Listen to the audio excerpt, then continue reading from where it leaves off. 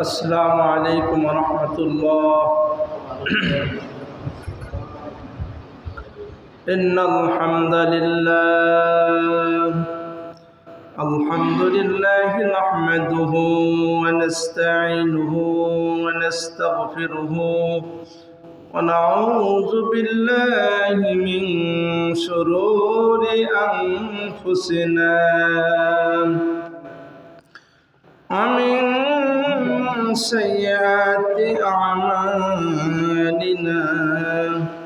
من يهده الله فلا مضل له ومن يضلله فلا هادي له. وأشهد أن لا إله إلا الله وأن محمدا عبده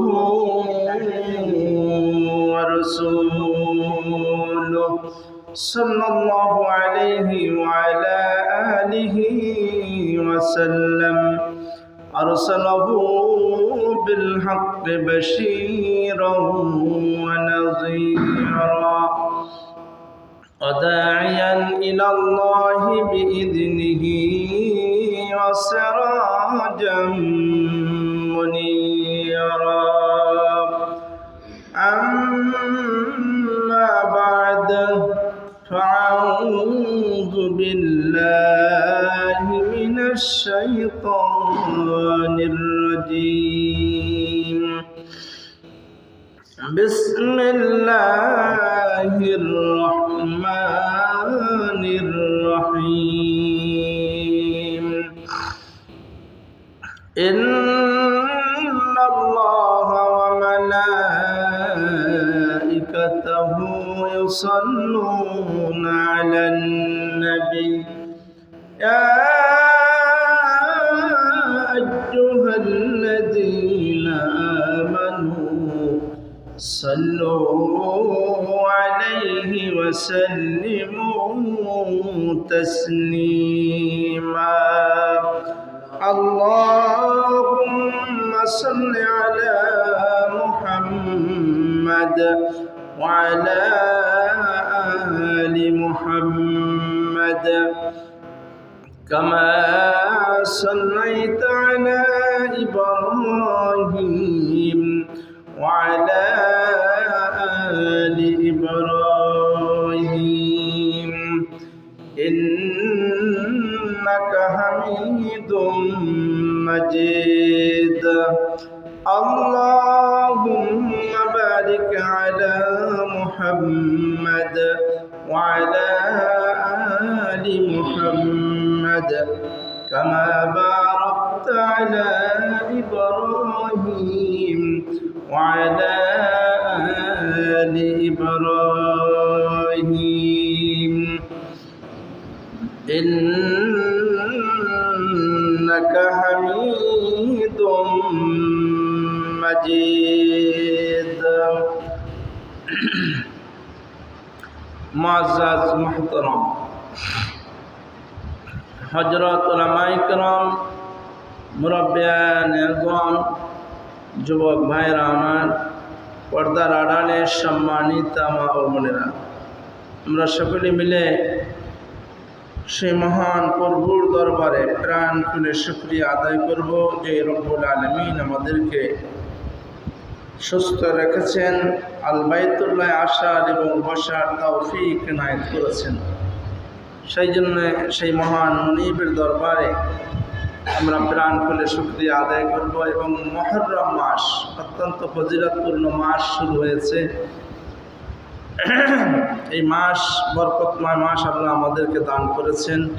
এই জন্য সেই মহান মুনিবের দরবারে আমরা একটু প্রাণ খুলে শুকরিয়া আদায় করি, আলহামদুলিল্লাহ।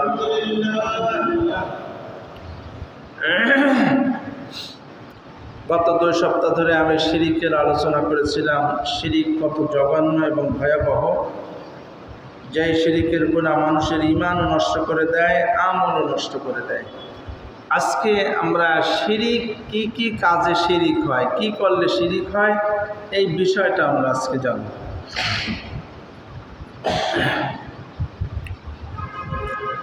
হাদিস শরীফে এসেছে সমস্ত দিবস পালন করা শিরিক। তো ভাবেন আমরা আসলে সব শিরিকের মধ্যে ডুবে আছি। এই বাংলাদেশে প্রতিনিয়ত দিবস পালন করা হয়, সমস্ত এক কথায় সমস্ত দিবস পালন করা শিরিক। যেমন 26শে ডিসেম্বর নববর্ষ যে উৎসব করা হয়, 21শে ফেব্রুয়ারি, 26শে মার্চ ভালোবাসা দিবস, নারী দিবস, দুগ্ধ দিবস, চিন্তা দিবস, চিন্তাও দিবস বানাইছে। এই যে কত রকমের দিবস আমাদের দেশে আছে, এই সমস্ত দিবস পালন করা শিরক। এটা আমাদের দেশে চলে না? চলে না। তো আমরা ম্যাক্সিমাম মানুষ এতে জড়িত। এমনকি আমাদের এই যুবক ভাইয়েরা 21শে ফেব্রুয়ারি আসলে দেখা যায় 16 ডিসেম্বর তারা টাকা উঠাইয়ে রাস্তায় গান বাজাইয়ে সারা রাত ভর দিনভর এই দিনগুলা পালন করা হয়। তো এই জন্য এগুলো হচ্ছে কোনো মুসলমানের সাংস্কৃতিক না, এটা হচ্ছে ইহুদি নাসারাদের কালচার। এই জন্য আমাদের এই সমস্ত দিবস পালন করা থেকে বিরত থাকতে হবে। মুসলমানের কোনো দিবস নাই, এক কথায় কোনো দিবস আমরা পালন করতে পারি না। তারপরে স্মৃতি সৌধে ফুল দেয়া, এটাও শিরক। আমাদের দেশের নেতারা ক্ষমতায় আসলেই এমনি যায় স্মৃতি সৌধে মাজারে ফুল দিতে, দেয় না? এতদিন আমরা দেখেছি অনেক আলেম ওলামা শেখ মুজিবের কবরে যাই ফুলের তোড়া দিয়ে আসছে। এত ভুল দেয় না, প্রমোশন বাড়ায়, দুনিয়ার লাভের জন্য তারা ইমানটাকেও বিক্রি করে দিয়েছেন। হাজারো আলেম আমি দেখেছি, বড় বড় প্রিন্সিপাল মাদ্রাসা যারা তাফসির পড়ায়, হাদিস পড়ায়, মুফাসসির, মুহাদ্দিস, এরা যাই স্মৃতি সৌধে ফুল দিছে, এদের ইমান আমার সব শেষ। এই জন্যে কবরে যারা চলে গেছেন, দেশের জন্য শহীদ হয়েছেন, ভাষা আন্দোলনে, দেশ স্বাধীনে যারা শহীদ হয়েছেন, তাদের জন্য আমরা সারা জীবন কৃতজ্ঞ। জীবন দিয়ে আমাদের বাংলাদেশ স্বাধীন করছে, এটা আমাদের জন্য গর্ব এবং আমাদের জন্য একটা সৌভাগ্যের ব্যাপার যে আমরা একটা স্বাধীন রাষ্ট্র পেয়েছি যাদের উসিলায়। এই জন্যে তাদের এখন কবরে ফুল দেওয়া, এতে তাদের কোনো উপকার আসবে না। টাকার মালা দিলে কোনো উপকারে আসবে না। তারা কি এগুলো দেখতে পায়? উপহার দিতে হবে জীবিত মানুষকে, সে দেখে খুশি হবে। মৃত্যু মানুষকে কোনো উপহার দেওয়ায় ভাবে, এটাও শিরক। তবে তাদের জন্য আমাদের করণীয় হচ্ছে আমরা তাদের জন্য দোয়া করি। কী করি? যদি দোয়া করি তাহলে তারাও উপকৃত হবে, আমরাও উপকৃত হবে। আমরা যদি ওই প্রক্রিয়ায় যাই, টাকা দিয়ে ফুলের মালা দিই, তাহলে শিরক হয়ে গেল, আমারও ইমান নষ্ট হলো, কবরবাসীরও আরও কবর আযাব বাড়ল, এতে কোনো ফায়দা না। এই সমস্ত কালচার হচ্ছে ইহুদি নাসারা থেকে আসছে, এইগুলো আমাদের দেশের নেতারা ফলো করছে। আসলে কোরআন হাদিস অনুযায়ী আমাদের জীবনটা পরিচালিত হওয়া উচিত। এই জন্য আমরা জানলাম স্মৃতি সৌধে তাহলে কিছু দেয়া যাবে না, কোনো মাজারে কিচ্ছু দেওয়া যাবে না। এরপরে জন্মদিন পালন করা শিরক। আমাদের দেশে জন্মদিন পালন হয় না? আহারে, প্রত্যেক ঘরে ঘরে এখন এই কালচার চালু হয়েছে, ইহুদি নাসারা হিন্দুয়ানি কালচার। জন্মদিন পালন করে কেক কাইটে, এই যে হ্যাপি বার্থডে পালন করা, এগুলা সাপ শিরক। কোনো মুসলমান তার জন্মদিন পালন করতে পারে না। তবে হ্যাঁ, জন্মদিন পালন করা ইসলামে আছে। সেটা কীরকম আছে সেটা তো আমাদের জানতে হবে, আর ওইভাবেই করতে হবে। আল্লাহ রসুল তিনিও জন্মদিন পালন করেছেন। তা সে জন্মদিন পালন করেছে নবী করিম সাল্লাল্লাহু আলাইহি ওয়াসাল্লাম, তিনি রোজা দিয়ে, কে দিয়ে? রোজা দিয়ে। আর আমরা কেক কাইটে জন্মদিন পালন করি। তাহলে রোজা দিয়ে জন্মদিন পালন। নবী করিম সাল্লাল্লাহু আলাইহি ওয়াসাল্লামকে সাহাবায়ে কেরাম প্রশ্ন করলেন, ইয়া রাসূলুল্লাহ, আপনি সোমবার রোজা রাখেন কেন? আল্লাহ রসুল বললেন, এই দিনে আমার জন্মগ্রহণ হয়েছে, এই দিনে আমি পৃথিবীতে এসেছি, আল্লাহ আমাকে নবী এবং রাসূল করে দুনিয়াতে পাঠাইছেন, এই শুকরিয়াতে আমি রোজা রাখতেছি মহান। তাহলে আপনাকে যে আল্লাহ পাক পরিপূর্ণভাবে একজন মানুষ বানাইলেন, কত নিয়ামত দিলেন, ছেলে দিলেন, স্ত্রী, মা, বাপ, আত্মীয় স্বজন, টাকা পয়সা, গাড়ি বাড়ি, এই জন্য কি আমি কেক কাটলে আল্লাহ খুশি হবে? কেক কাটায় আল্লাহর কোনো খুশি আছে? তো এখানে কি করতে হবে? আল্লাহ আপনাকে সুন্দর জীবনযাপন দিয়েছেন, আপনি আপনাকে সুন্দর রূপে মানুষ হিসেবে কবুল করেছেন, বানিয়েছেন। এই জন্য শুকরিয়াদান যদি আল্লাহর খুশির জন্য রোজা রাখি, তো এইটা ইবাদত হবে, আল্লাহ শুকরগুজার হবে, আল্লাহ পাক খুশি হবেন, তাই না? আল্লাহ রসুল রোজা রাখতেন। তাহলে আমরা আসলে এই জন্মদিন পালন করব এখন থেকে। আমাদের যার বাচ্চা যখন জন্ম হয়েছে ওই দিনে বড় হইলে সে রোজা রাখবে। আমরা আমাদের জন্মদিনে আমরা রোজা পালন করব, ওই দিনে রোজা রাখবো, আল্লাহর শুকরিয়াতা। এটা হচ্ছে ইসলামের বিধিবিধান। আর যদি আমরা এখানে এইটা বাদ দিয়ে আমরা কেক কাটি, তাহলে আমাদের ঈমান নষ্ট হয়ে যাবে। এটা শিরক আসগর। খবরদার আমরা এই সমস্ত নিয়ম কানুন থেকে যেন বের হয়ে আসতে পারি, বিজাতি কালচার থেকে। সূরা জিনের 20 নম্বর আয়াতে আল্লাহ পাক বলেন, কুল ইন্নামা আদউ রাব্বি ওয়া লা উশরিকু বিহি। আল্লাহ পাক রব্বুল আলামিন বলেন, নবীকে আল্লাহ পাক নির্দেশ দিচ্ছেন, নবীজি বলছেন তুমি বলো, আল্লাহ পাক বলছেন কুল মানে বলো, তুমি বলো, আমি শুধু আমার মনিবেরকে ডাকি, আমি শুধু আমার মনিবকেই ডাকি ও তার ইবাদত করি, আর আমি তো কখনো তার সাথে কাউকে শরীক করি না। এই জন্য মাজারে সিজদা করা, পীর ফকিরের সামনে সিজদা করা হচ্ছে মারাত্মক শিরক।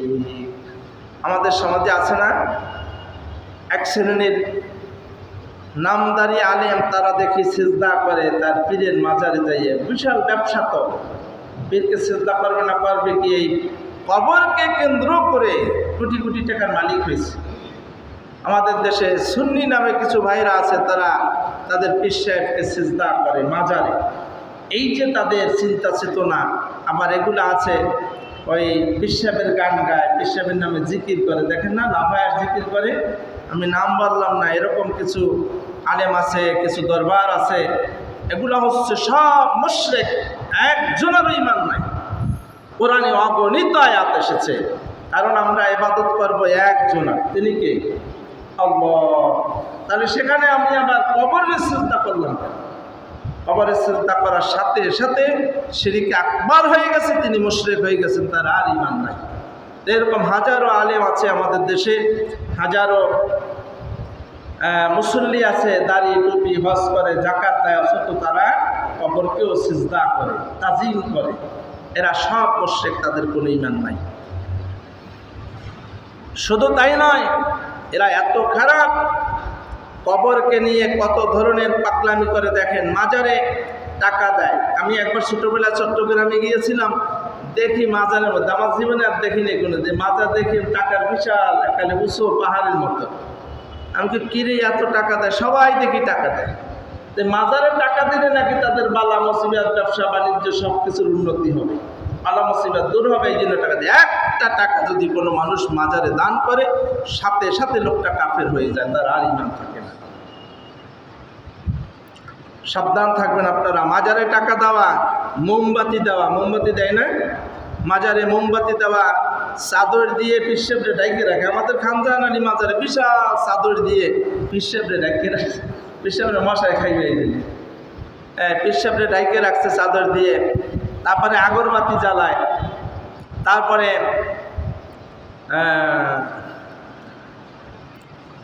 মাজারে কিছু চাওয়া, যে অনেকে মাজারে যায় অনেক মনের আবেগ নিয়ে। বড় বড় নেতারা দেখা যায় নির্বাচন আসলেই তারা মাজারে চলে যায়। সেই যায় আপনার সিলেটে, মাজারে চলে যায়, অনেক পীর সাহেবের দরবারে গিয়ে দোয়া আনতে যায় কবরে। এই যে মাজারে গেল, সে মনে করছে পীর সাহেবের দরবারে যাইয়ে মাজারে কিছু চাইলে, দোয়া করে আসলে তাইলে আমি নির্বাচনে জয়ী হব। জয়ী দেওয়ার মালিক কি কবর আল্লাহ না আল্লাহ পাক? আমাদের আকীদাটা কোথায় গেছে? আমাদের চিন্তা চেতনা কত খারাপ হয়েছে। আমরা মুসলমান জাতি একটা মৃত্যু লাশের প্রতি, একটা কবরের প্রতি আমরা আশা করি। আর যে মনিব আপনাকে সৃষ্টি করলো, খাওয়ায়, লালন পালন করে, তার কাছে আমরা আশা করতে পারি না। কত বড় ব্যাপক! ওই মাজারওয়ালা কি আল্লাহকে বানাইছে না আল্লাহ ওরে বানাইছে? তা যে সৃষ্টিকর্তা খালিক, ওই মাজারে যে শুয়ে আছে তারও তো রব আল্লাহ। এতটুকু চিন্তাও আমাদের মাথায় নাই যে ও তো আল্লাহ পাকের গোলাম, তো ওর কাছে কেন চাইতে যাব। এমনকি সন্তান হয় না, মাজারে যায়, টাকা দেয়, অনেক টাকা খরচ করে মাজারে, এরকম আছে হাজারো মানুষ।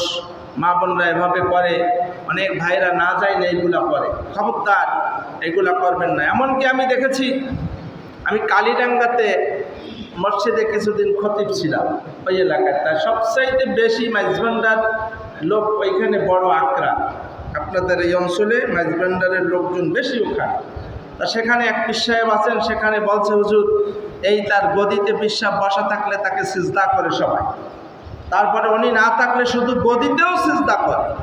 নওজুবিল্লাহ বলেন, কত বড় মারাত্মক কথা। এরপরে উনি গোসল করেন না, 6 মাস 9 মাস পর একবার গোসল করে। ওনার গা ধোয়া পানি খাইলে নাকি মানুষের শেফা হয়, এই জন্য ওনার ওই 6 মাস পর একবার গোসল করে। এই গা ধোয়া পানি সবাই বোতল ভরে নিয়ে খায়। নাউজুবিল্লাহ। কত বড় নিকৃষ্ট মানুষ যে লোকটা 6 মাস গোসল করে না, তার গোসল ফরজ হয় না। এর মধ্যে অনেক একটা মানুষ এই ধরনের নোংরামি, মুসলমানের চিন্তা চেতনা কোথায় গেছে আজকে। বাস্তব ঘটনা, আপনি এখানে যাই দেখেছেন। আমি সরাসরি সেখানে ইমাম ছিলাম, তো আমি সব খবর জেনেছি ওনাদের কাছ থেকে। ওনারা বলছে যে গা ধোয়া পানি নিয়ে খায়, রোগ সারবে। এরপরে ওনার মাজার ধোয়া পানি, ওই যে একটা মাজার বানায় না, ওই মাজার ধোয়, মাঝে মাঝে ধুইয়া ওই পানি নিয়ে খাইলেও নাকি রোগ টোগ বালা মুসিবত দূর হয়। এইগুলা করে ওনারা। তারপরে ওই মাজারে কিছু পাথর আছে, এটা আরও বিভিন্ন জায়গায় পাওয়া যায়। আমি এই পানিয়ালা কমার ওখানে একটা মাজার আছে, সেই মাজারে 3টা পাথর থাকতো। এই পাথর নাকি তাদের পাথর ধুয়ে পানি নিয়ে খাইলে নাকি তাদের রোগ মুক্তি হয়, নানান বালা মুসিবত দূর হয়। এই চিন্তা চেতনা, বলেন তো একটা পাথর তার মানুষকে শেফা দেওয়ার কোনো ক্ষমতা আছে? মানুষের চিন্তা চেতনা, আকীদা কোথায় গেছে? কত নিকৃষ্ট মুসলমান জাতি কত নিচে নামলে এই কাজ করতে পারে। একজন আর গা ধোয়া পানি খাইলে রোগ সারবে, পাথর ধুয়ে পানি খাইলে রোগ সারবে, এই ধরনের চিন্তা চেতনা সব মুশরিক। এদের কারো কোনো ঈমান নাই। আল্লাহ এই জাতিকে হেফাজত করুক। এর পিছনেও নামদারি কিছু আলেমও আছে, তারা এইগুলার নেতৃত্ব দেয়, আছে না? তাদেরও কিছু ইমাম আছে, তাদেরও কিছু বক্তা আছে, তারা এইগুলো এসেই পড়ায়। আল্লাহ পাক এই জন্যই নবী করিম সাল্লাল্লাহু আলাইহি ওয়াসাল্লাম বলেছেন, কিয়ামতের ময়দানে আলেম সমাজ সর্বপ্রথম জাহান্নামে যাবে।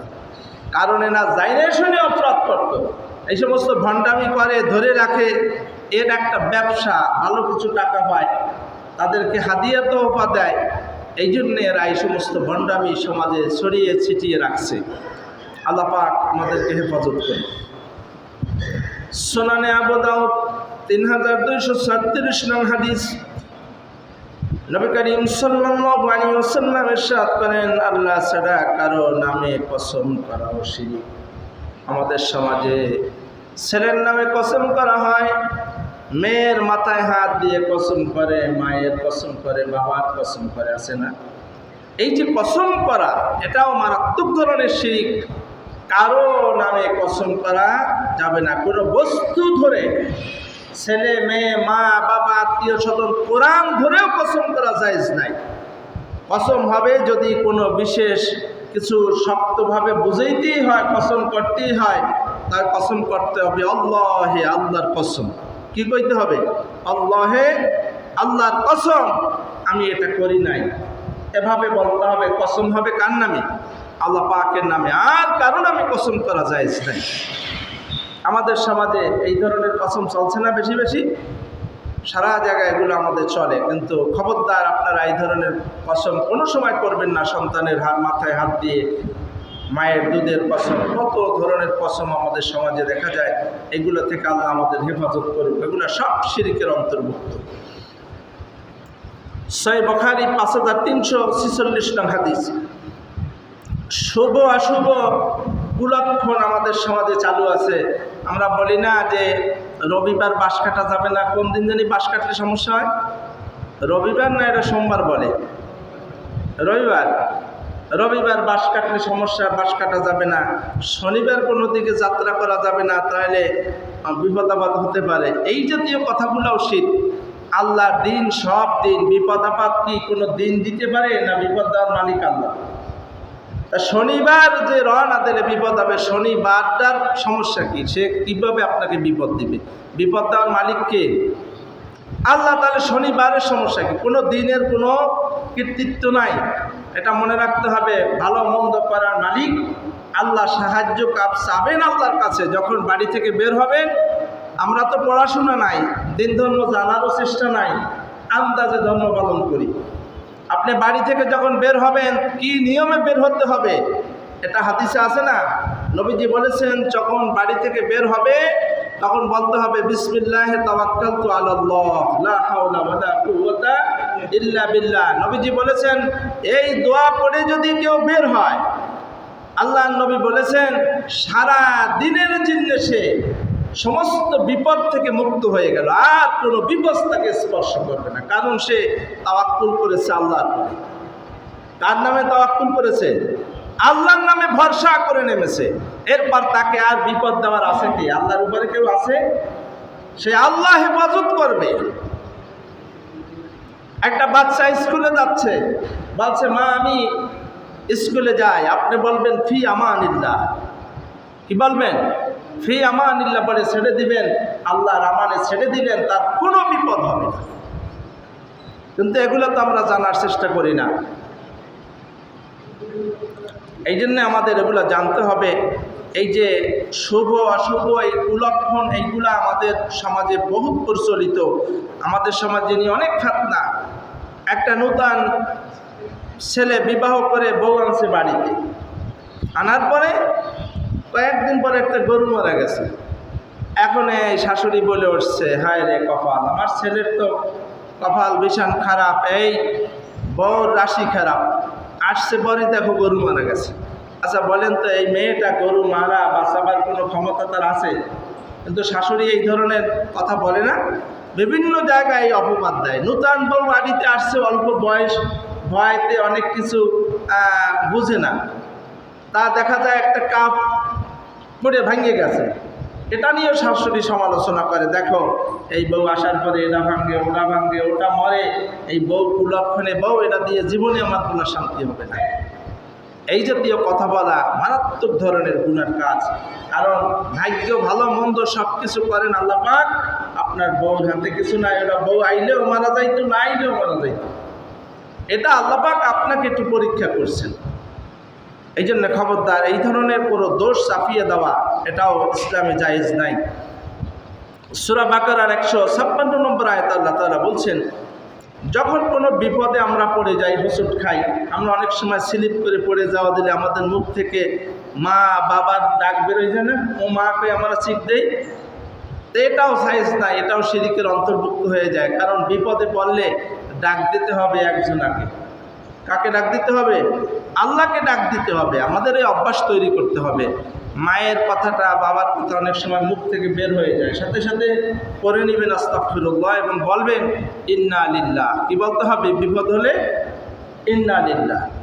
আমরা বিপদের খবর শুনলে বলি না, মৃত্যুর খবর শুনলে ইন্না লিল্লাহি ওয়া ইন্না ইলাইহি রাজিউন। আর শুধু ইন্না লিল্লাহ বললেও হবে, আপনি শুধু এইটুকু বলবেন একটা বিপদ আপদের আশঙ্কায় পড়েছেন, সাথে সাথে বলবেন ইন্না লিল্লাহ। এই জন্য আল্লাহকে ডাক দিবেন, আল্লাহ পাক ডাকে সাড়া দিবেন এবং বিপদ থেকে আপনাকে উদ্ধার করে দিবেন। সূরা জিনের 26 নম্বর আয়াত আল্লাহ পাক রব্বুল আলামিন বলেন আলিমুল গায়বি ফালা ইযহিরু আলা গায়বিহি আহাদা। আল্লাহ পাক রব্বুল আলামিন বলেন আমি একমাত্র গায়েবের মালিক, গায়েবের অংশীদারিত্ব আমি কাউকে দেই নাই। আমাদের সমাজে এমন অনেক আলেম আছে, তারা সাধারণ শ্রোতাদেরকে পড়ায় নবীজি গায়েব জানে, এরকম কয় না? সুন্নিতের আকীদা হচ্ছে নবীজি গায়েব জানে। সুন্নি ভাইরা এগুলা লালন করেন। যদি আপনি এমনটা লালন করেন যে নবীজি গায়েব জানে, এই কথা বলার সাথে সাথে তিনি কাফের হয়ে যান, তার আর ঈমান থাকে না। কারণ নবীজি গায়েব জানে, আল্লাহর ওলিরা অনেক কিছু জানে। এই ধরনের আকীদা, এটা হচ্ছে শিরকি আকীদা। নবী বা কোনো ওলিরা স্পেশালি কোনো গায়েব জানে না। কথা বুঝে আসছে? গায়েবের মালিক একমাত্র আল্লাহ পাক। সূরা জিন 26 নম্বর আয়াত আল্লাহ বলছেন, আমি একমাত্র গায়েবের মালিক, গায়েবের অংশীদারিত্ব আমি কাউকে দেই নাই। আর কোনো নবী গায়েব জানতেন না। কোনো নবী বলেন নাই যে আমি গায়েব জানি। আর নবীরা গায়েব জানে না এ ব্যাপারে তো অগণিত প্রমাণ রয়েছে। নবীরা বিভিন্ন সময় বিপদের সম্মুখীন হয়েছেন, কিন্তু যদি গায়েব জানতেন তিনি তো এটা আগেই সমাধান করতে পারতেন না। তাই জন্যে নবীজিকে ওই কাফেররা প্রশ্ন করছিল যে 3টা প্রশ্ন। তা নবীজি বলছিলেন তোমরা কালকে আসো, আমি কাল বলে দেব। নবীজি ইনশাল্লাহ বলতে ভুলে গেলেন। তখন আল্লাহ পাক একটু রাগ করলেন যে ইনশাল্লাহ ছাড়া আপনি বললেন কাল বলে দেবো, তা আপনার কী ক্ষমতা আছে দেখি বলেন। আল্লাহ পাক জিবরাইলকে আসা বন্ধ করে দিলেন। জিবরাইল যখন আসা বন্ধ হয়ে গেল, এখন নবীজি উত্তর দিতে পারছে না। এভাবে একটানা অনেক দিন কাফেররা সুযোগ পেয়ে নানান সমালোচনা ঝড় উঠছে যে মুহাম্মদ সাল্লাল্লাহু আলাইহি ওয়াসাল্লাম তিনি ভণ্ড, মিথ্যা দাবিদার নবী, তিনি আসলে কিছু জানেন না। এই নানান সমালোচনা। নবীজি বলছেন আমার জীবনে সবচাইতে বড় টেনশনের সময় গেছে ওইটা। বড় লজ্জাবোধ করেছি আমি। আইজ আসবে, কাইল আসবে, বারবার বলছে তোমরা পরশু আসো বলে দেবো, এরপর আবার বলছে পরদিন আসো বলে দেবো, কিন্তু জিবরাইল আসে না। নবীজি বলতে পারেন নাই। একটানা 15 দিন পরে জিবরাইল এই সবগুলা প্রশ্ন নিয়ে হাজির হইলেন আর বললেন সেখানে, ওয়ালা তাকুলান্না লিশাইইন ইন্নী ফাইলুন যালিকা গাদা ইল্লা ইনশা আল্লাহ। আল্লাহ নবীকে শুনিয়ে দিলেন, হে নবী আপনি এমন কথা কেন বলেন যে ইনশাআল্লাহ ছাড়া, আল্লাহ সাহায্য ছাড়া আপনি বলে দিবেন, আপনার এমন ক্ষমতা তো আপনার কাছে নাই। তা নবীজি যদি গায়েব জানতেন তাহলে তো খবরগুলো আগে বলে দিতে পারতেন। তা পারেননি। 15 দিন পর্যন্ত নবীজি লজ্জিত হয়েছেন। এরপরে আল্লাহ পাক এই সূরা কাহাফ নাজিল করলেন। ওখানে প্রশ্ন ছিল যে আসহাবে কাহাফ কি? ওই 7জন যুবক, একটা কুকুর যে 309 বছর ঘুমিয়েছিল, এই পুরো ডিটেলস ঘটনা সূরা কাহাফের মধ্যে এসেছে। এবং যুলকারনাইনের ঘটনাটা কি, এটা তো নবী করিম সাল্লাল্লাহু আলাইহি ওয়াসাল্লাম জানার কথা নয়, তো আগের যুগে ঘটেছে, তারও পূর্বের নবীর বেলায়। এখন উনি জানবে কিভাবে? তা উনি তো এটা জানেন না, গায়েবের ব্যাপার। পরে আল্লাহ পাক তাকে এই সূরার মাধ্যমে জানাই দিলেন। এবং তার একটা প্রশ্ন ছিল ইয়াসআলুনাকা রূহ, রূহ কি জিনিস? আল্লাহ পাক সেটাও সূরা বনী ইসরাঈলের মধ্যে থেকে তাকে জানাই দিলেন সবগুলো। আর নবীজির পরে এই 15 দিন পর সবগুলি সে কাফেরদেরকে শুনাই দিলেন। তাহলে নবীজি গায়েব জানলে তো সে অগ্রিম বলে দিতে পারত, কিন্তু পারে নাই। এ ব্যাপারে অনেক ঘটনা আছে। এই জন্য কোনো নবী গায়েব জানে না, গায়েবের মালিক একমাত্র আল্লাহ পাক রব্বুল আলামিন।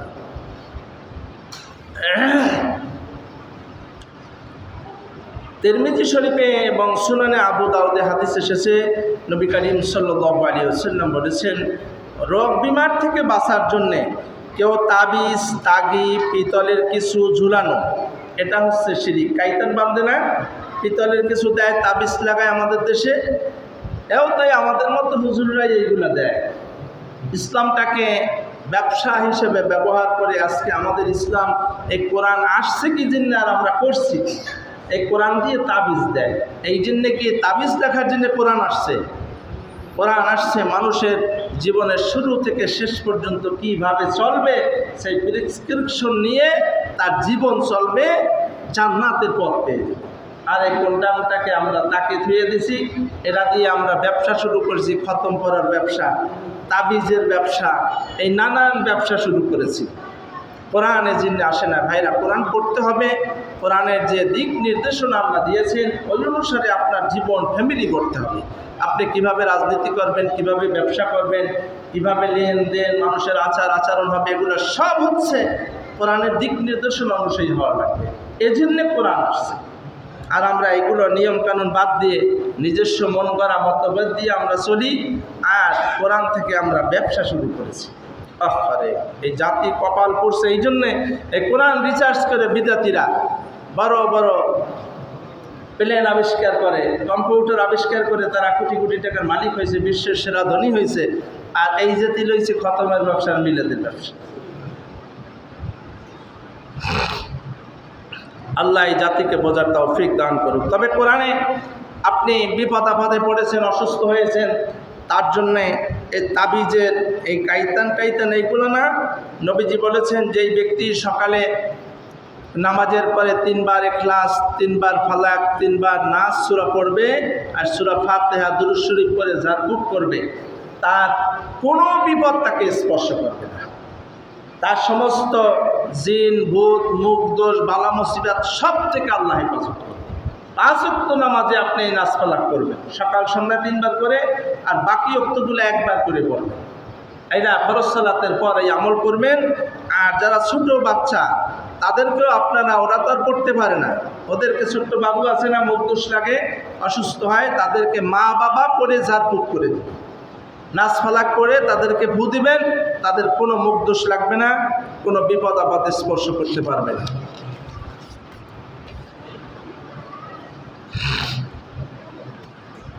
আইয়াম সাসকাল্লাহু বিদুররিন ফালা কাশিফা লাহু ইল্লাহু আইয়াম সাসকা বিখাইরিন ফাহু আলা কুল্লি শাইইন কাদির। সূরা আনাম 17 নম্বর আয়াত আল্লাহ তাআলা ইরশাদ করেছেন, আল্লাহ পাক যদি কাউকে বিপদ দেন, আল্লাহ বলছেন যে আমি আল্লাহ যদি কাউকে বিপদ চাপাই দিই, পৃথিবীর কোনো মানুষ তাকে ঠেকাবার ক্ষমতা রাখে না। আর আমি আল্লাহ যদি উদ্ধার করে দেই বিপদ থেকে, কোনো মানুষ তাকে কিছু করতে পারবে না। নবীজি সমস্ত নবীদেরকে মারার জন্য নানান ষড়যন্ত্র করছিল, আল্লাহ হেফাজত করছে। পারছে কাউকে মারতে? সমস্ত নবীরা বিজয় লাভ করছে না কাফেরদের উপরে? সবসময় নবীরা বিজয় হয়েছে, কারণ তাদেরকে পরিচালনা করেছেন আল্লাহ পাক। এই জন্য আল্লাহ যদি কাউকে সাহায্য করেন, পৃথিবীর কোনো মানুষ তাকে কিছু করতে পারবে না। এই জন্য আপনি যত বিপদ আসুক, আপনার পিছনে যত ষড়যন্ত্র করুক, আপনজন প্রতিবেশী শত্রুরা, আপনি সব সময় গোপনে আল্লাহর কাছে নামাজ পড়ে আল্লাহর সাহায্য চাইবেন, আপনাকে কিচ্ছু করতে পারবে না। ওদের এই সমস্ত ষড়যন্ত্র আল্লাহ পাক ধ্বংস করে দেবেন, আর আপনি বিজয় লাভ করবেন। জায়গা মতন দরখাস্ত দিবেন।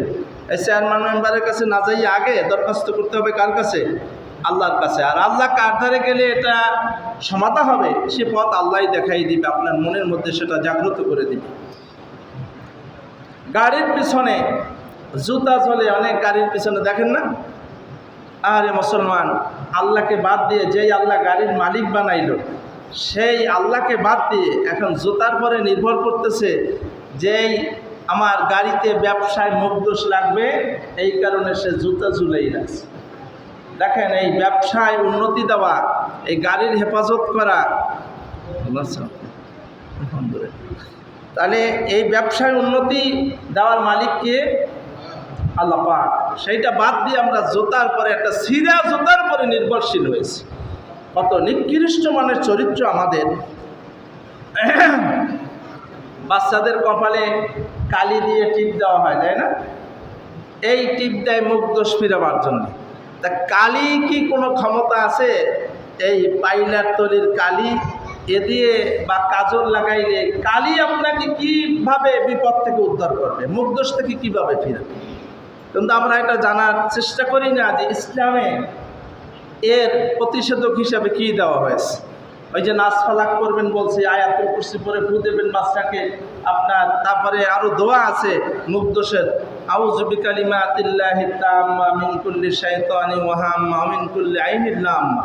নবীজি বলেছেন এই দোয়া পরে বাচ্চাদেরকে ঝাড়ফুঁক করলে কোনো মুখ দোষ তাকে স্পর্শ করতে পারবে না।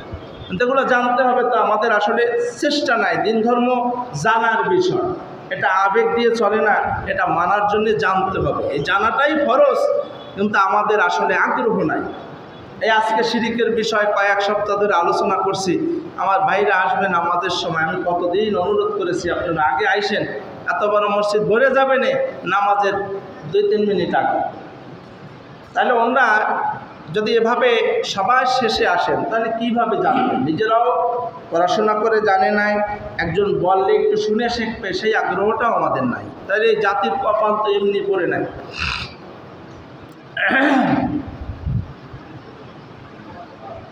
লোক দেখানো ইবাদত করা, এটাও শিরক। আমাদের মনের মধ্যে অনেক সময় মানুষ দেখানো চিন্তা চেতনা আসে ইবাদতের ক্ষেত্রে, আসে না? যে আমি যদি একটু হজ করে আসি তাহলে আমাকে মানুষ হাজী সাহেব বলবে, এরকম একটা ভাব আসে না মনের মধ্যে? টাকা পয়সা হয়েছে, নূতন অনেক টাকা পয়সার মালিক, তা এখন মনে মনে ভাবতেছে যে অমুক মসজিদে যদি আমি কিছু টাকা দেই তাহলে আমাকে সবাই চিনবে, হ্যাঁ দানশীল করবে, আমাকে চিনবে সবাই, আমি পরিচিত হয়ে যাব। এই কারণে অনেক নেতারাও দেখবেন নির্বাচনের আগে এসে বিভিন্ন জায়গায় এলাকায় ঘুরে ঘুরে সবাইকে মানে বড় বড় মোটা অঙ্কের দান দিয়ে যায়। যখন সে বিজয় হয়ে যায় তখন আর তাকে খুঁজে পাওয়া যায় না, আছে না? এগুলা মানুষকে দেখাবার জন্য করে। এই মানুষকে দেখাবার জন্য যারা ইবাদত করবে, মনে করেন আজকে অনেকেই নামাজে আসে না, কিন্তু চিন্তা করে শুক্রবার দিনও যদি না যায় কি বলবে, এলাকার লোকজন কইবে, শুক্র জীবন নামাজটাও পড়ে না, এই জন্য আসছে আর কি, সামাজিক চাপে পড়ে। এই যে সামাজিক চিন্তা চেতনা, এটা এখন ইবাদতে তার শিরিক হয়ে গেল। যে ইবাদতটা হবে একমাত্র রব্বুল আলামিনের খুশির জন্যে, সেখানে সে মানুষকে দেখাবা এর সাথে অ্যাড করছে, মানুষকে খুশি করার জন্যে। কোরবানি করার ব্যাপারে ওই রকম চিন্তা আসে অনেক সময়, দেখা যায় অবশ্য টাকা পয়সা একটু সমস্যা আছে, কোরবানি দিতে পারতেছে না, তারপরে এখন চিন্তা করে আত্মীয় স্বজন কী বলবে, এলাকাবাসী কী বলবে, মানুষের কাছে ছোট হওয়া লাগবে, তাহলে কোরবানি দিতে হয়। বা নূতন আত্মীয় স্বজন হয়েছে, তাদের কাছেও তো একটা মান সম্মানের ব্যাপার, কোরবানি না দিলে তাহলে কোরবানিটা দেওয়া দরকার। এই যে চিন্তা, এটাই হচ্ছে আপনার ধ্বংসের কারণ, এটাই হচ্ছে শিরক। আপনার কোরবানিটা হবে, কোরবানি হলে ইবাদত, এটা আল্লাহর খুশির জন্য হওয়া লাগবে, কিন্তু এটা আপনি কে কি বলুক না বলুক এই চিন্তা করার কোনো সুযোগ নেই। আমার অসুবিধা আছে, দরকার নাই, ইসলাম বলে নাই সাইফের ধরে যে আপনার কোরবানি দিতেই হবে।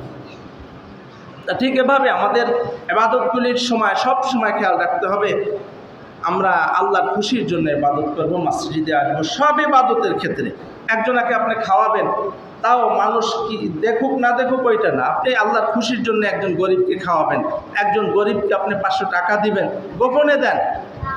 মসজিদে সবাইকে একটা দেখাই টাকা দেওয়া লাগবে না, আপনি গোপনে দিয়ে যান, দান বাক্সায় ফেলাই যান, দেখবেন এই দান আপনাকে আল্লাহর জান্নাতে নিয়ে যাবে। আর যদি সবাইকে দেখাবার জন্য, বাহাবা পাওয়ার জন্য আপনি দান দেন, এই দান আপনাকে জাহান্নামে নিয়ে যাবে।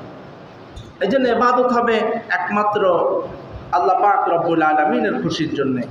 আল্লাহ পাক আমাদের এই সমস্ত শিরকি আকীদা থেকে আমাদের হেফাজত করুক। তাহলে সমস্ত দিবস পালন করা শিরক, জন্মদিন পালন করা শিরক, আমাদের সমাজে এগুলো প্রত্যেক ঘরে ঘরে এখন চলছে। শিরকের ভয়াবহতা সম্পর্কে আমি 2 জুমা আলোচনা করেছি, যে শিরক করলে ঈমান আমল সব নষ্ট হয়ে যাবে।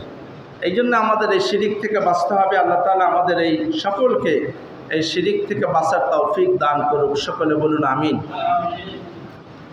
আরও একটু কথা না বললেই নয়, আমি দেখতেছি আমাদের মসজিদের পাশে অনেকগুলা ব্যানার দেখা যাচ্ছে, আর্জেন্টিনার খেলার ব্যানার মনে হয়। এই যারা যে দল করে তারা মনে হয় এগুলো টাঙ্গাইছে না? আমি খেলা টেলা দেখি না, আমার অভিজ্ঞতা কম, জানি না। তা শুনতেছি চারপাশে গুঞ্জন চলছে অনেক। আজকালকে একটা ছাত্র আমার বলছে ক্লাসে আসে না, ফোন দিলাম, তা বলছে তার বাবা খেলা দেখতে নিয়ে গেছে ছেলেকে। এই অবস্থান, ট্রেনিং দিচ্ছে ছেলেকে কীভাবে খেলা দেখতে হয়। এখন আপনি কার পিছে টাকা খরচ করলেন? মুসলমান জাতি এত নিকৃষ্ট, এত অপদার্থ হয়েছে আমরা, একজন বিজাতি ইহুদি খ্রিস্টান তাদের জন্য খুশি হয়ে আপনি টাকা নষ্ট করলেন। এই টাকা আপনাকে জাহান্নামে নিয়ে যাইবে, মনে রাখেন। আল্লাহ রসুল বলেছেন, ক্বালা নবী সাল্লাল্লাহু আলাইহি ওয়াসাল্লাম, মান তাশাব্বাহা বিকওমিন ফাহুয়া মিনহুম। নবীজি বলেছেন, যার সাথে যার মহব্বত তার সাথে তার কিয়ামত হবে। তা আপনি একজন ইহুদিকে এত আনন্দে, একজন আগে একবার দেখলাম জমি বিক্রি করে কয়েক কিলোমিটার একটা পর্দা, মানে একটা ব্যানার করেছে উনি খুশিতে, জমি বিক্রি করে তারপরে উনি বিশাল ব্যানার টাঙ্গাইছে, পতাকা, আর্জেন্টিনা না ব্রাজিলের। এখনও সারা জায়গায় এটা চলছে। ঘুম নাই, নাওয়া নাই, নামাজ নাই, খাওয়া নাই, সারা রাত খেলা দেখতে পারে, এতে কোনো কষ্ট হয় না। ফজরে আজকে নামাজে আসছি সকালে, 4-5 জন মুসল্লি নিয়ে এত বড় মসজিদ নামাজ পড়েছি। কি হয়েছে আমাদের? আসলে আমরা কিরম মুসলমান আপনারা একটু ভাবেন, দেখি চিন্তা চেতনা নাই আমাদের। টাকা পয়সা হয়েছে ইদানিং, অনেক সুখে আছেন মনে হয়, বিদেশি টাকা, অনেকে সুখে আছেন, দালান কোটা হয়েছে, খাইয়ে দেয় ঘুমান। এটাই কি জীবন? না সামনে লম্বা জীবন আছে? হাজার হাজার কোটি কোটি বছর থাকা লাগবে না কবরে? আখেরাতের জিন্দেগির কোনো শেষ আছে? মিকদারুহু 50 আলফা সানা। আল্লাহ বলছেন কিয়ামতের একটা দিন হবে 50,000 বছরের সমান দুনিয়া। আপনি কাকে মহব্বত করছেন? কার জন্যে এত টাকা পয়সা খরচ করেন, এত আনন্দ উল্লাস করেন? এ নিয়ে মারামারিও হয় দলে দলে, দল বেদল, এ নিয়ে মারামারিও হয় আবেগে। খবরদার, আপনারা এই ধরনের মহব্বত ছেড়ে দেন। এই মহব্বত আপনাকে জাহান্নামে নিয়ে যাবে। কারণ ইহুদি নাসারা কাফের মুশরিকদেরকে আপনি কিভাবে ভালোবাসেন? ইন্নামাল মুশরিকুনা নাজাসুন। কাফেররা সব মুশরিক হলে নাপাক, অপবিত্র। তাদের সাথে মুসলমান পবিত্র আর অপবিত্র সম্পর্ক হতে পারে? মুহররম মাস শুরু হয়েছে। আপনারা যারা পারেন 10ই মুহররম একটা রোজা রাখবেন। হাদিস শরীফে এসেছে, যদি 10ই মুহররম একটা বা দুইটা রোজা রাখেন, আল্লাহ পাক 1 বছরের গুনাহ খাতা মাফ করে দিবেন। এই জন্য আমরা যারা পারি 10ই মুহররম একটা রোজা রাখার চেষ্টা করবেন। নবী করিম সাল্লাল্লাহু আলাইহি ওয়াসাল্লাম 2টাও রাখছেন, 2টার কথা আছে হাদিসে। 2টা রোজা রাখতে পারলে 9-10 বেশি ভালো। আপনারা যারা পারেন এই মুহররমের রোজাটা রাখবেন। এই রোজার উসিলা আল্লাহ পাক আমাদের 1 বছরের গুনাহ খাতা মাফ করে দিবেন। আল্লাহ পাক আমাদের সকলকে শিরিক মুক্ত ঈমান আকীদা আমল করার তৌফিক দান করুক। সকলে বলুন আমিন।